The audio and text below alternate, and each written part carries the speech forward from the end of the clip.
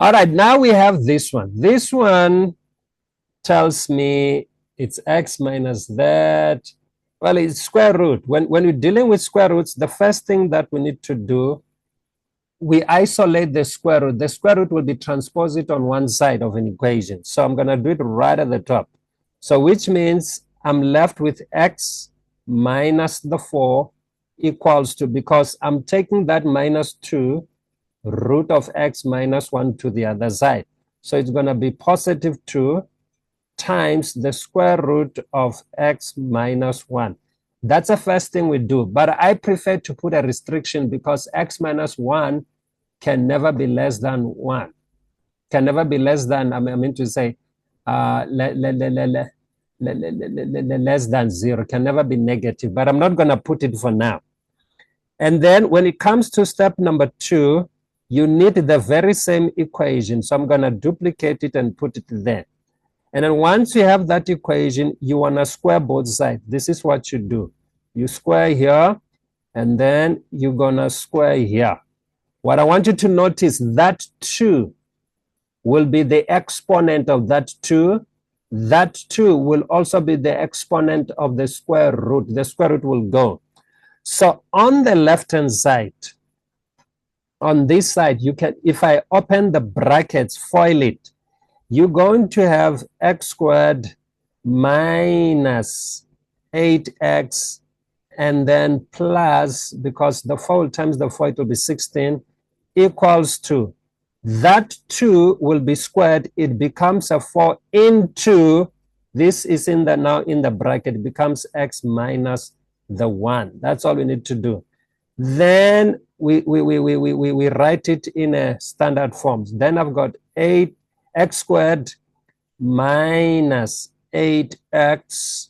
I can bring here because I know this is going to be 4x. When it's 4x, when I bring it over, it's going to be negative 4x.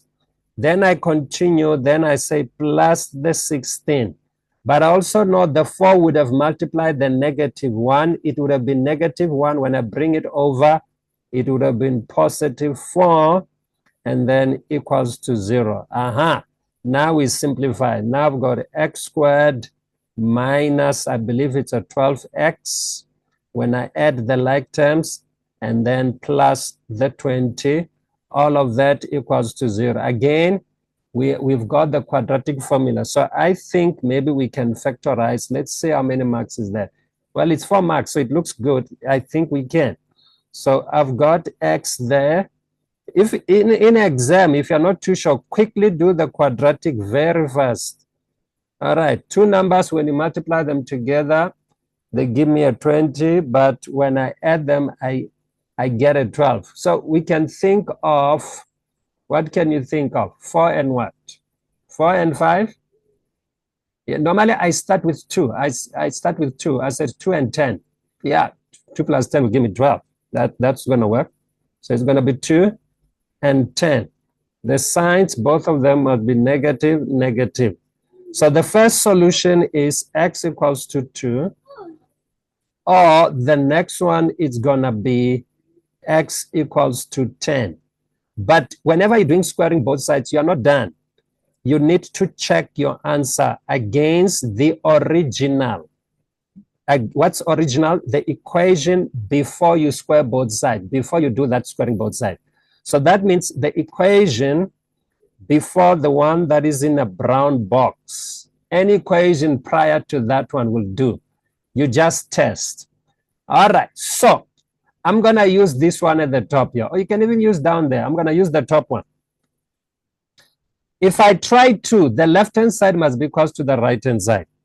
So I'm just going to use a black thing. If I were to put 2 here, this side, it's actually 2 minus 4. I end up with a negative 2. All right. Then I said, okay, there's a negative 2 this side.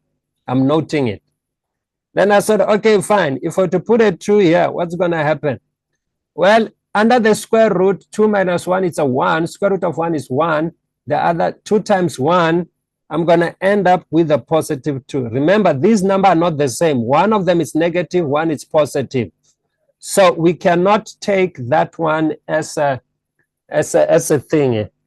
as part of the solution. We cannot take it as part of the solution. So we need to remove that one there. So we are going to remove it. All right. So, and then we need to test the next one.